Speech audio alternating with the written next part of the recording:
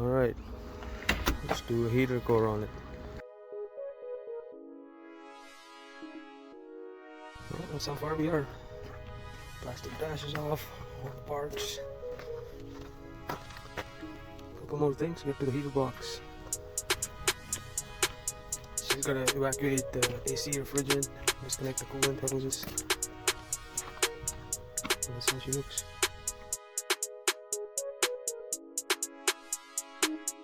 After all this.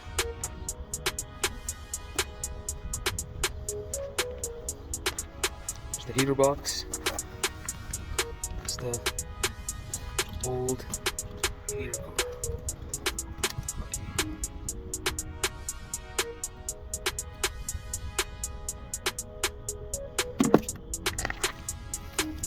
That's the new one.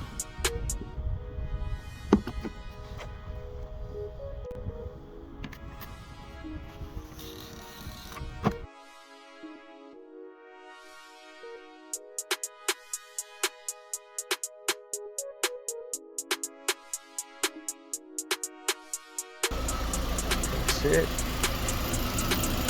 All done. Back together. Nice heat.